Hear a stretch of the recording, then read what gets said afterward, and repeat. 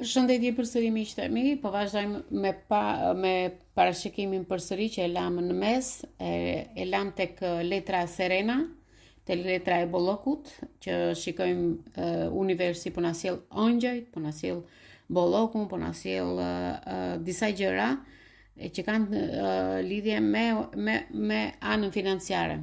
Shikojmë që letra e Serenës na tregon që duhet jemi më punëtor të lëvizim, të vazhdojmë, të arsytojmë dhe mos shqetësohemi për gjëra që nuk na japin atë që ne duam. Duhet të vini re ndjenjat këto kohë, të vendoseni në një moment dhe të shikoni komunikimet tuaja, sepse ajo është udhëzimi i punës tuaj, i dashurisë tuaj, i familjes tuaj. Mënyra e parë është që të udhëzoheni nga një komunikim i qetë, nga një komunikim që të jetë furnizuesi i energjive pozitive në familjen tuaj dhe të jeni të qetë tani e tutje. Ëngjëjt kanë hapur krahët, sepse Serena i ka hapur krahët, pak me vonesë do të thosha, por gjëja e mirë është që ti këtë moment duhet të jesh sa më shumë pozitiv, sepse në rrugën tuaj do të sjell relaks, besim, fuqi, paqe dhe do të hapet kjo rrugë që ti ke qenë gjithmonë e ngarkuar me gjëra me ngarkesa të personave të tjerë apo dhe në dashuri, pse jo? Shikojmë që dhe në dashuri keni pasur pengesa tuaja, jo komunikim të saktë me atë person.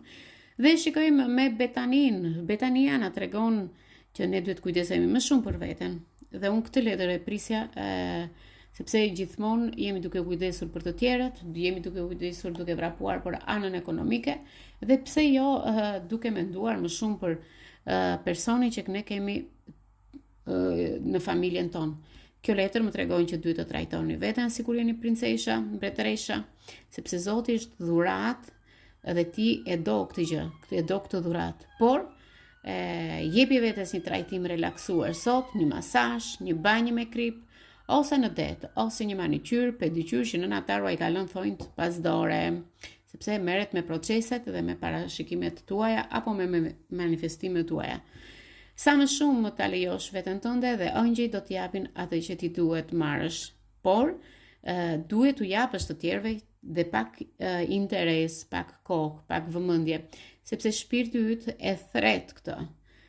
Shikoj që këtu kemi parajsën, është një letër që tregon që duhet të pushosh pak, duhet të gjesh pak pushim me veten tënde, të shikosh interesat e tua dhe normal dhe interesat e të tjerëve. Por duhet të shpërblehesh dhe është koha për të marrë shpërblimet e tua. Kjo letër më tregon që ti tani duhet të marrësh hapa dhe të krijosh gjëra të reja, të ndihesh e lumtur, të japësh rezultate dhe çfarë dobi do të sjellin të tjerët. Në jetën tuaj, njerëzit e tjerë do të sjellin rezultate pozitive, por paqja është ajo që do të bëjë të ndihesh e lumtur. Shikoj që Betania po të jep një mesazh shumë të fortë dhe këtë mesazh do ta tregojë edhe letra e fundit e tarotit që na tregon krye priftëreshën. Krye priftëresha na tregon që kjo letër vjen nga lart, vjen e siguruar me dhuratat e Zotit. Shikoj që ka hapur një libër dhe në këtë libër tregon që ne duhet të kemi njohuri. Këto njohuri varen nga intuita juaj.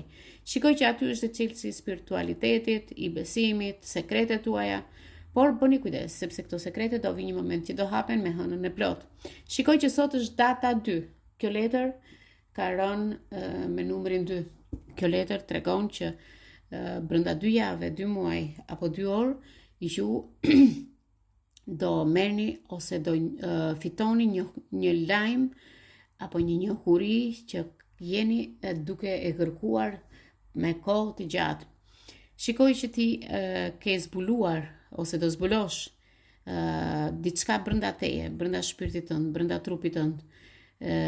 Shikoj që duhet të meditosh për të vazhduash, të reflektosh për natyrën, për veten, për dashurinë, për familjen, për fëmijët, për nënën, për babën, dhe të ndiqni rrugën tuaj dhe të përpiqeni të gjeni lumturinë. Lumturinë e keni para syve. Thjesht nuk e kuptoni kush është lumturia. Lumturia vjen nga zgjedhjet që ti bën në jetën tënde. Ato që ti i ke haruar këtu edhe 5 vjet, që në 2019. Dhe kjo letër më tregon që trupi jot këtë moment është një mjet i fuqishëm intuitiv, por ti e çon gjithmonë në rrugën e gabuar. Merret kapet veten tënde prej dore, kushtoj më shumë vëmendje vetes tënde, përgjigjet tuaja emocionale dhe opsionit që ti ke në mendjen tënde. Ndryshimet po afrohen. Tregoj busullën jetës tënde. Aty do tregoj aftësinë që ti ke, si nga ana psiqike, ashtu dhe nga ana shpirtërore. Mund të besosh në instinktin tënd, por situatat janë me njerëzit që ti duhet të tregosh njerëzve atë që duhet të marrin në mësfundi. Kjo letër na tregon që ti qëndron para çdo rënoje, para çdo dështimi, para çdo mosmarrveshje. Shikoj që disa prej jush janë duke u grindur për politikrat. Jo, kështu tha Enveri, po Enveri ç'na erdhi. Kështu tha Edi, kështu tha Berisha, kështu tha. Këto janë njerëz ose jeni në një grup njerëzish që diskutoni për politikën.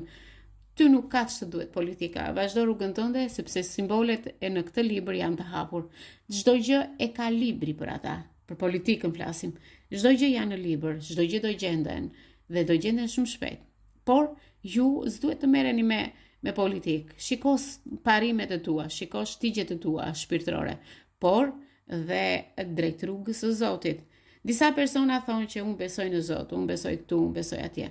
Nëse juve besoni në rrugën e Zotit, pse si kapni sinjale që t'i jep Zoti? Pse si kapni këto njerëz që të sjell Zoti në rrugën tënde dhe të tregon çfarë duhet të bësh mirë, çfarë duhet të bësh keq? Pse nuk i kapni ato mesazhet e vogla apo ato ëndrat e vogla? Tani këto kujtime, këto ëndra janë të qartë në këtë letër dhe të thonë që besoj intuitës, besoj ëndrave, ëndrat që ti shikon natën janë shumë të rëndësishme në jetën tënde.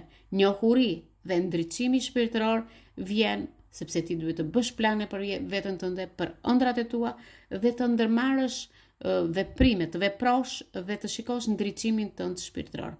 Nëpërmjet ëndrave, ti do mbledhësh informacione. Këshilla ime vetme është, nëse ti shikon një ëndër sot dhe ajo ëndër të lë diçka të mbash mend. Nga ato që ti mban mend, merr dhe shkruaje në një fletore, në një letër, siç e ke parë, gërmë më gërmë, dhe i thuaj vetes tënde që duhet të marrë këtë informacion. Në bazë të atij informacioni, ti do nxjerrësh diçka dhe atë që ti do nxjerrësh nga ajo ëndër, nga një ëndër e vetme, por nga shumë ëndra, nga ato ëndra ti do marrësh informacione dhe aty do arrish në një përfundim dhe në një vendim që ti duhet ta kishe marrë me kohë. Mbaj strategjitë për vete dhe do vi momenti që ato strategji, ato ëndra do të duhen. Ju uroj në netarua një muaj të mbar kudo që t'jeni dhe ju përqafoj fort. Ky parashikim nuk ishte i rastësishëm në telefonin tënd, por ka një mesazh të fortë brenda. Varet ti si e kupton këtë parashikim. Të uroj një ditë të mbar dhe një muaj të mbar. Ciao.